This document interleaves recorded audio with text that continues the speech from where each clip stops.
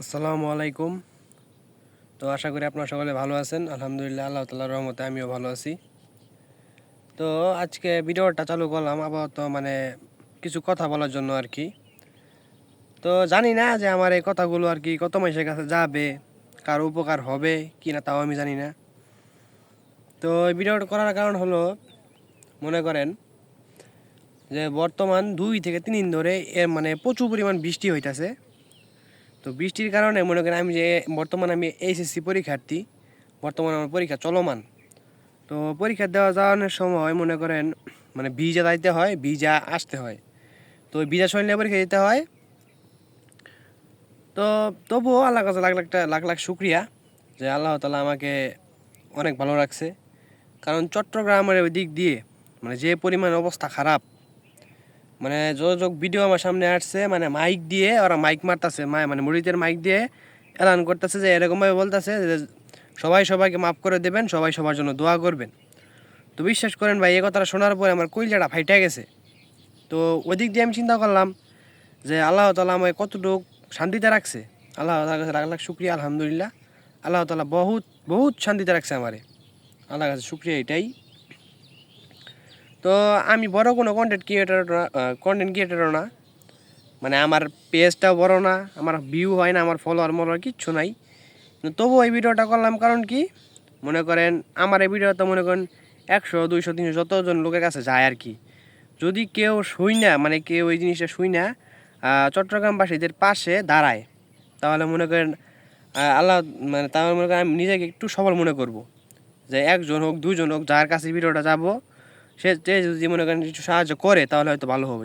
কিন্তু আমি ওরকম কোনো বড় কোনো এনজিওর সাথে জড়িত না যে আমি যে ত্রাণ দিয়ে আসবো বা কিছু করবো, এরকম বর্তমানে আমার দ্বারা সম্ভব না। কারণ আমি স্টুডেন্ট মানুষ। আর আমি এই পেজে ভিডিওটা আপলোড করতেছি কারণ মনে করেন আমি পেজে ভিডিও করি হলো সম্ভব ভিডিও করি কৃষিভিত্তিক কাজ নিয়ে, গরু পালন, হাঁস পালন, মুরগি পালন, ছাগল পালন, কৃষিকাজ, যত প্রকার কৃষিকাজ আছে সকল কৃষিকাজ নিয়ে আমি ভিডিও টুকটাক ভিডিও আপলোড করি। কারণ আমার ভিডিও ভালোও লাগতে পারে আপনার কাছে, খারাপও লাগতে পারে, এতে আমার কিছু করার নাই। তো আমি চট্টগ্রামবাসীর জন্য দোয়া করি। এই বৃষ্টির ভিতরে রুমের ভিতরে, পরীক্ষার হলের ভিতরে পর্যন্ত পানি বেরোইছে, ওই পানির ভিতরে ওরা পরীক্ষা দিতে আসে, এইচএসসি পরীক্ষা দিতে আসে। ওই ভিজা শরীরে আমার তো খালি আমি মনে করি আমার শরীরটা খালি ভিজা থাকে, আর ওর পুরা শরীর পানি নিচেই থাকে।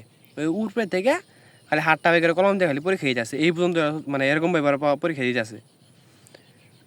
তো চট্টগ্রামবাসীর জন্য সবাই দোয়া করবেন, আমিও দোয়া করি। আমি দোয়া ছাড়া তো বর্তমানে আমি কিছু করতে পারতেছি না। আল্লাহ তাআলা যদি কোনো দিন তৌফিক দান করে তো এতে পাশে আমি দাঁড়ামু, ইনশাআল্লাহ। আল্লাহ তাআলা যদি তৌফিক দান করে তাহলে এদের পাশে আমি দাঁড়ামু। সবাই দোয়া করবেন। তো কথা বললে অনেক কথাই বলা যায়, কিন্তু আজকে ভিডিওটা বেশি বড় করব না। কারণ এইসব নিয়ে কথা বলা আমার মনে হয় যে আমার নিজের ঠিক হইতেছে না। কারণ চট্টগ্রামবাসী যে বর্তমান যে অবস্থা, ওদের অবস্থা দেখলে চোখ দিয়ে পানি পড়ে, শরীর ঠান্ডা হয়ে যায় এরকম অবস্থা। ঘরের ভিতরে পানি, ঘরের ভিতরে সাপ, অনেক কিছু। এই কদিন ফেসবুক থেকে যা দেখলাম, দেখার পরে মাথা ফুল নষ্ট হয়ে গেছে। পারতাছি না আল্লাহ তাআলার কাছে, আল্লাহ তাআলার কাছে দোয়া তো করি অবশ্যই, কিন্তু পারতাছি না ওদের পাশে দাঁড়াইতে। কিন্তু এখন আমার কিছু করার নাই, কারণ আমি স্টুডেন্ট মানুষ, পড়ালেখা করি, পাশাপাশি হালকা পাতলা ভিডিও করি। আপনার যার ভালো লাগে সবাই আমার ভিডিও দেখেন, যার ভালো লাগে না তারা আমার ভিডিও দেখেন না। তো এটা আপনাদের ব্যক্তিগত ব্যাপার।